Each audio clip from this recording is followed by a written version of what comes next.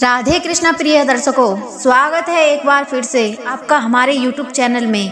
प्यारे दर्शकों, आज हम एक बहुत ही ज्ञानवर्धक कहानी लेकर के आए हैं। प्यारे दर्शकों, आज की वीडियो में हम जानेंगे कि आखिर अपनी पत्नी की ये 3 चीजें हर पुरुष को क्यों देखनी चाहिए। प्यारे दर्शकों, अगर पुरुष अपनी पत्नी की ये 3 चीज देखता है तो वह जीवन में कभी गरीब नहीं रहेगा। उसके घर में सदैव माँ लक्ष्मी का वास होता है और माँ लक्ष्मी की कृपा दृष्टि उन पर हमेशा बनी रहती है। आज की वीडियो में हम आपको बताएंगे कि आखिरकार वह कौन सी 3 चीजें हैं जो हर पुरुष को अपनी पत्नी की देखनी चाहिए। प्यारे दर्शकों, एक बार की बात है, किसी गांव में एक व्यक्ति रहता था। वह व्यक्ति अपनी पत्नी से बहुत परेशान था क्योंकि उसकी पत्नी उससे बात बात पे लड़ाई झगड़े किया करती थी। उसके घर में एकदम कंगाली छा गई थी। घर में ना तो खाने के लिए भोजन था और ना ही पहनने के लिए वस्त्र। रोज रोज की इस कलेश से वह आदमी अपनी पत्नी से परेशान हो गया था। दर्शकों, एक दिन की बात थी कि वह आदमी अपने घर से जंगल की ओर निकल जाता है। जंगल में जाते समय उस आदमी की एक साधु महात्मा से मुलाकात होती है और वह आदमी उस साधु के पास बैठ जाता है और रोने लगता है। साधु महात्मा उस आदमी से पूछते हैं कि हे पुत्र, आखिर तुम्हें हुआ क्या है, तुम क्यों रो रहे हो। तब वह आदमी साधु महात्मा से कहता है कि हे महाराज, मेरे घर में मेरी पत्नी और मेरे 2 बच्चे हैं, लेकिन मेरी पत्नी मेरी कोई भी बात नहीं मानती है और बात बात पर मुझसे लड़ाई झगड़े करती है, जिसकी वजह से मेरा एक छोटा सा बिजनेस था वह भी बंद हो गया और अब हम खाने के लिए दाने दाने के लिए मोहताज हैं और अब हमारे घर में खाने के लिए कुछ भी नहीं है। लेकिन मैं अपनी पत्नी को समझाता हूँ कि लड़ाई झगड़े ना करे, इसके बावजूद भी वह रोज लड़ाई झगड़े करती है। इस वजह से मैं बहुत दुखी और परेशान हूँ। वह साधु महाराज उस आदमी से कहते हैं कि हे पुत्र, तुम रो मत। हे पुत्र, मैं तुम्हें आज ऐसी 3 चीजें बताऊंगा।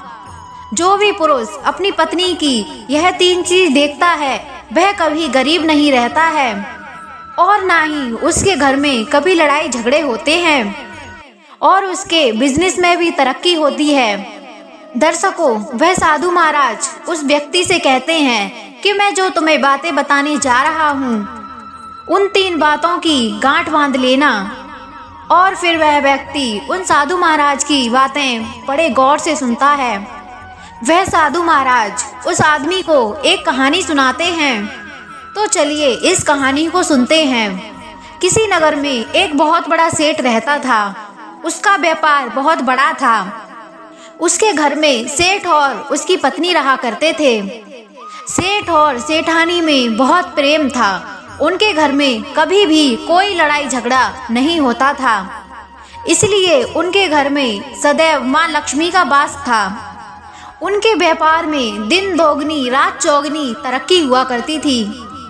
उन सेठ और सेठानी में इतना प्रेम था कि आसपास के लोग उनके प्रेम को देखकर जल जाया करते थे।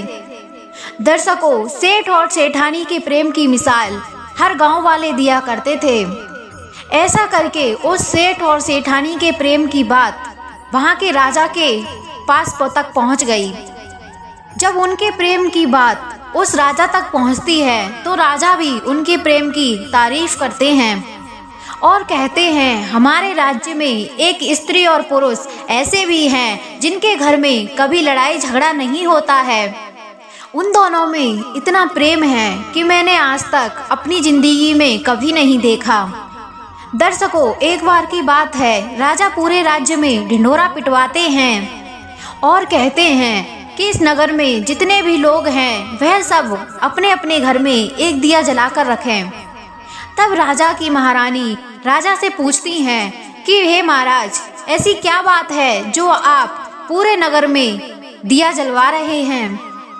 तब राजा रानी की बात सुनकर रानी से कहते हैं कि दीपक प्रेम की निशानी होता है और जिसके घर में दीपक जलता है उसके घर में कभी लड़ाई झगड़े नहीं होते, सदैव प्रेम रहता है। और मैं चाहता हूँ कि जो प्रेम सेठ और सेठानी के बीच है वो प्रेम हमारे इस राज्य में भी हो। इसलिए मैं पूरे राज्य के घरों में दीपक जलवाना चाहता हूँ। दर्शकों, राजा के सैनिक पूरे नगर में ढिंढोरा पीटते हैं और कहते हैं राजा की बात मानकर सभी नगरवासी अपने अपने घर में दीपक अवश्य जलाएं। और सभी नगरवासी भी ऐसा ही करते हैं। लेकिन जब आधी रात होती है और सभी के घर के दीपक बुझ जाते हैं, लेकिन उन सेठ और सेठानी के घर का दीपक कभी नहीं बुझता है। क्योंकि दर्शकों, दीपक प्रेम की निशानी होता है। क्योंकि जो सेठानी थी वह अपने घर का दीपक सदैव जलाए रखती थी, जिससे सेठ और सेठानी का प्रेम हमेशा बरकरार रहे। लेकिन दर्शकों, जो सेठानी थी वह अपने मनमानी का काम करती थी। उसका जो मन करता था वह वही काम करती थी। लेकिन सेठ को उससे कोई दिक्कत नहीं हुआ करती थी, क्योंकि सेठ बहुत समझदार था। वह सोचता था कि मैं अपनी पत्नी से बेवजह ही रोक टोक करूंगा तो घर में लड़ाई झगड़े होंगे। इसलिए सेठ सेठानी की कई बातों को नज़रअंदाज करता था। वह सेठ इसलिए नज़रअंदाज करता था ताकि पति और पत्नी में प्रेम सदैव बना रहे। दर्शकों, एक दिन की बात है, राजा और रानी छत पर खड़े होकर अपने नगर का नज़ारा देख रहे थे। वह राजा और रानी देखते हैं कि पूरे नगर में अंधेरा था, लेकिन उस सेठ और सेठानी के घर में दीपक जल रहा था। तब राजा रानी से बोलता है कि देखो, सेठ और सेठानी के घर का दीपक अभी भी जल रहा है। इसका मतलब है कि सेठ और सेठानी में बहुत ही ज़्यादा प्रेम है। तभी रानी कहती हैं कि हे महाराज, सेठ के घर में इसलिए प्रेम है क्योंकि सेठानी बहुत समझदार हैं। दर्शकों, जब राजा यह सुनते हैं तो रानी से कहते हैं कि हे रानी, यहाँ पर सेठ ज़्यादा समझदार है, इसलिए उनके घर में कभी लड़ाई झगड़े नहीं होते हैं। दर्शकों, रानी कहती हैं कि सेठानी समझदार हैं, लेकिन भाई राजा कहते हैं कि सेठ सब बहुत समझदार हैं। सेठ और सेठानी की बात को लेकर राजा और रानी के बीच बहुत बड़ी बहस होने लगी। तभी राजा बोलते हैं कि देखो, हमें बहस करने की कोई ज़रूरत नहीं है। क्यों ना हम उन सेठ और सेठानी की एक परीक्षा लें, और जो परीक्षा में पास होगा वही समझदार होगा। रानी राजा की बात से सहमत हो गई और वे दोनों उन दोनों की परीक्षा लेने के लिए तैयार हो जाते हैं। तब राजा अपने महल में जाता है और अपने दास को बुलाता है और दास से कहता है कि उस सेठ के पास जाओ और जो जो प्रश्न मैं तुमसे कहता हूँ वही उस सेठ से बोलना। फिर वह दास कहता है कि ठीक है महाराज। फिर वह दास उस राजा की बात सुनकर उस सेठ के पास पहुँच जाता है। उस समय सेठ की सेठानी बाजार गई थी कुछ सामान लाने के लिए। वह दास उस सेठ से बोलता है कि सेठ जी, मैं राजमहल से आया हूँ और मुझे राजा साहब ने भेजा है। वह सेठ उस दास से कहता है, बताइए मैं आपकी क्या सेवा कर सकता हूँ। आप बैठिए, मैं आपके लिए पानी लेकर आता हूँ। तब वह दास सेठ से बोलता है कि नहीं सेठ जी, मैं राजा का दास हूँ और राजा का एक समाचार आपको देने आया हूँ। तब वह सेठ उस दास से बोलता है कि कहिए, राजा साहब ने क्या समाचार भेजा है मेरे लिए। तो दर्शकों, दास सेठ जी से कहता है कि सेठ जी, मुझे राजा साहब ने बोला है कि यदि आप अपनी पत्नी को छोड़ देते हैं तो राजा साहब आपके लिए बहुत सारा धन देंगे और आपको राजमहल में एक अच्छी सी नौकरी देंगे। लेकिन दर्शकों, सेठ जी इस बात पर राजी नहीं हुए।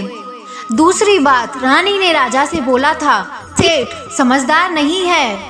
दर्शकों, सेठ और सेठानी की बातों को लेकर राजा और रानी में फिर से बहस होने लगी।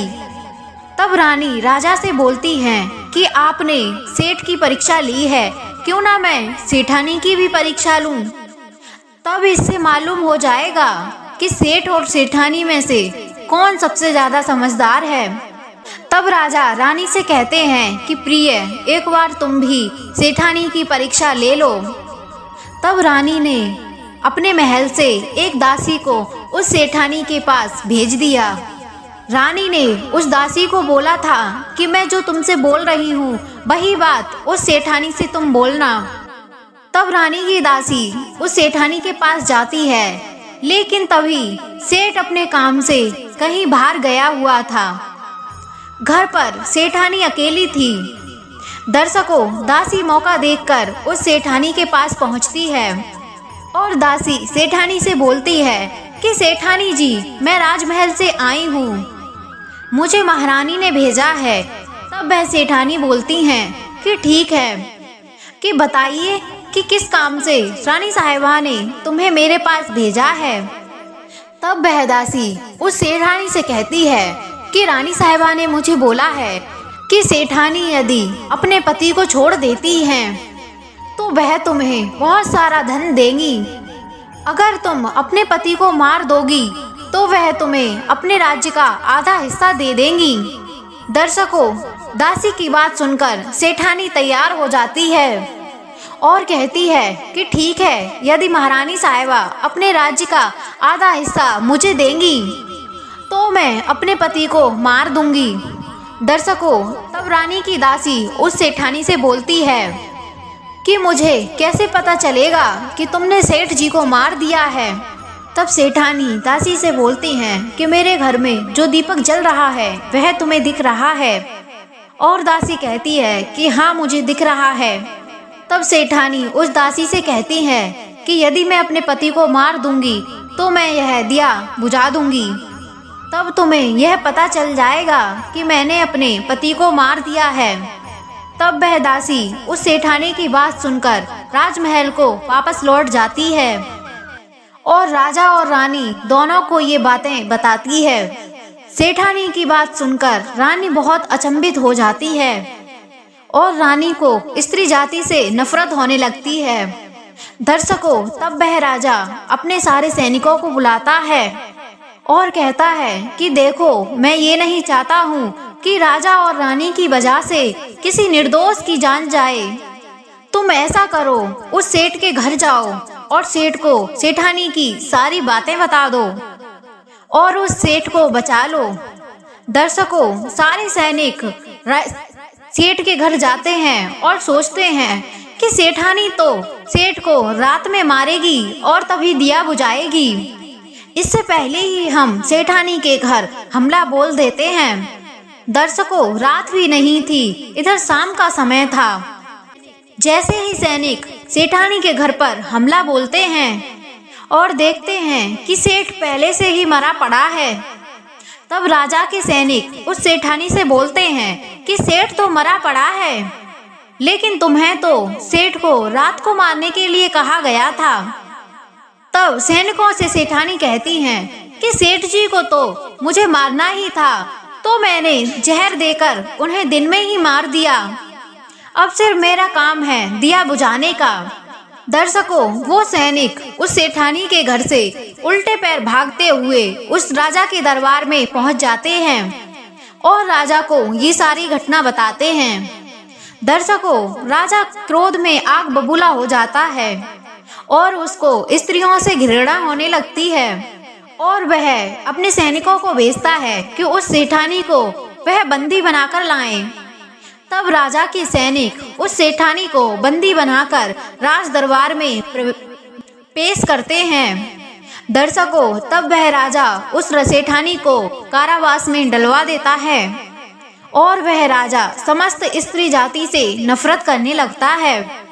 वह साधु महात्मा उस आदमी को यह कहानी सुनाते हैं और कहते हैं, अब तुम्हें समझ आ गया होगा कि स्त्री की वह कौन सी 3 चीजें हैं जो हर पुरुष को देखना चाहिए। वह आदमी उस साधु से बोलता है कि महाराज, मुझे अभी भी कुछ समझ नहीं आया। स्त्री की वह कौन सी 3 चीजें हैं जो हर पुरुष को देखनी चाहिए।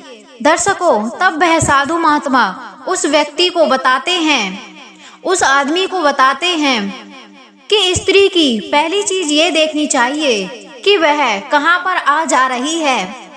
दर्शकों, जो पुरुष अपनी स्त्री की यह चीज देखता है कि वह कहां आ रही है, कहां जा रही है, तो उसके घर में कभी लड़ाई झगड़ा नहीं होता है और वह अपनी पत्नी को नियंत्रण कर पाता है। और दूसरी चीज है कि हर पुरुष को अपनी पत्नी के अंदर यह देखना चाहिए कि उसका चाल चलन कैसा है, कि वह अपने पति की इज्जत कर रही है या नहीं, वह अपने पति की बात मान रही है या नहीं। जो स्त्री अपने पति की बात नहीं मानती है, उसकी इज्जत नहीं करती है, वह अपने पति को कुछ भी कर सकती है, जैसे उस सेठ के साथ उस सेठानी ने किया था। इसलिए हर पुरुष को अपनी पत्नी की यह चीज देखनी चाहिए। दर्शकों, तीसरी बात है अपनी पत्नी का चरित्र जरूर देखना चाहिए। कहते हैं कि जिन स्त्रियों का चरित्र अच्छा नहीं होता है, वह अपने पति के साथ कुछ भी करा सकती हैं। तो दर्शकों, यह थी वह 3 बातें जो हर पुरुष को अपनी पत्नी में जरूर देखनी चाहिए। तो दर्शकों, कैसी लगी आपको आज की यह छोटी सी वीडियो? अगर आपको यह कहानी अच्छी लगी हो तो इस वीडियो को लाइक अवश्य कर दें और कमेंट में अपनी राय अवश्य दें। यदि कोई दर्शक बंधु हमारे इस चैनल पर पहली बार आया है तो प्लीज इस चैनल को सब्सक्राइब अवश्य कर लें। हम मिलते हैं आपसे किसी ऐसी ही ज्ञानवर्धक कहानी में। तब तक के लिए जय श्री कृष्णा, जय श्री राधे।